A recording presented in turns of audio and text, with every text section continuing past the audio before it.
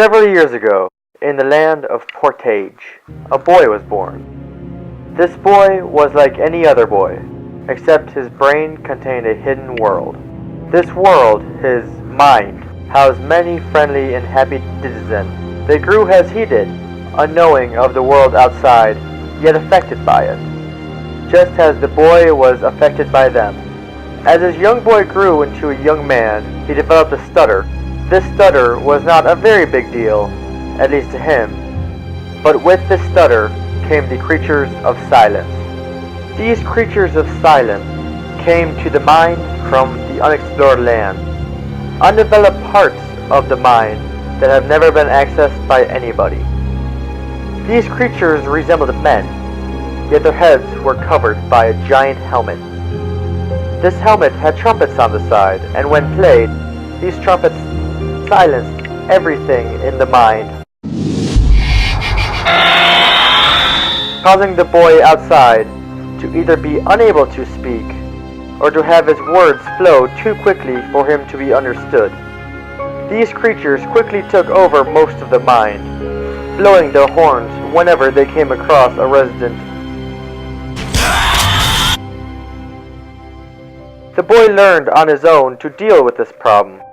By concentrating, he was able to keep his speech under control.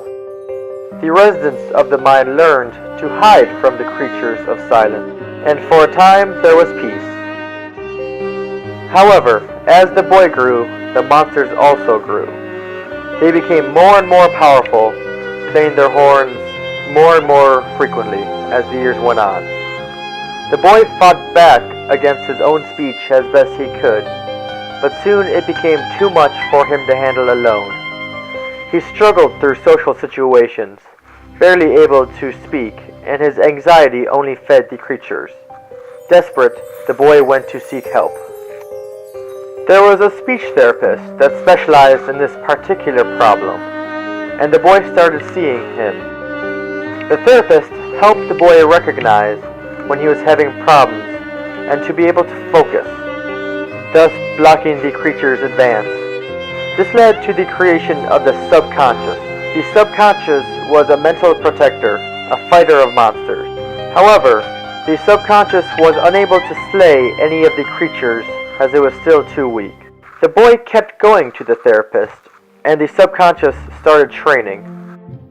For years, the subconscious trained in secret, and eventually was able to fight back against the creatures of silence. The boy moved on with his life, but the therapist could not go with him. Unable to professionally continue his training, the stutter got worse, and the monsters got stronger. The monsters started multiplying. Soon dozens became hundreds. In the mess of the new monsters, they morphed into these horrible, powerful creatures. Soon, the boy was barely able to speak at all, but the tools given to the boy from the therapist gave the subconscious the power to fight back against these new, powerful monsters.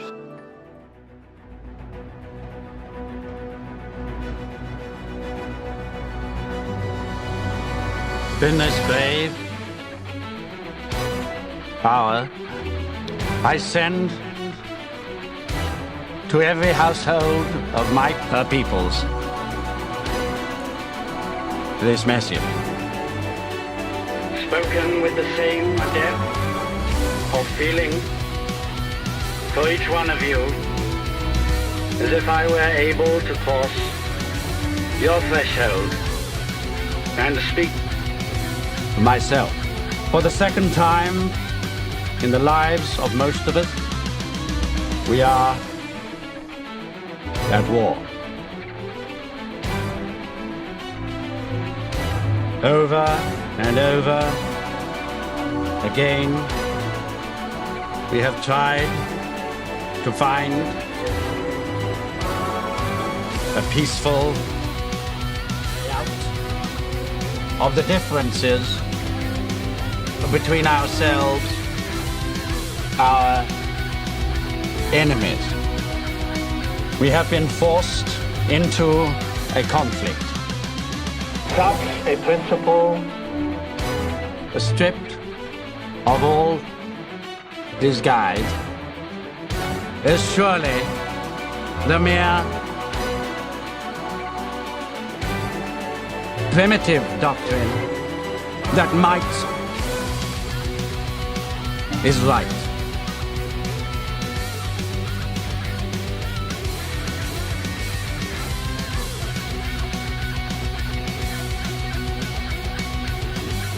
With God's help, we shall prevail. And in the end, the subconscious was able to fight back the evil, and the monsters transformed back into their original form. Amongst the bodies of their fallen, the evil retreated back into the unexplored lands. Although not destroyed, the evil was dramatically weakened, no longer a threat to the subconscious or any of the other residents of the mind. There were still reports of the monster's horn, but the boy was able to overcome his troubles and talk normally. The subconscious continued his hunt for the monsters, but the residents of the mind and the boy were able to live happily ever after.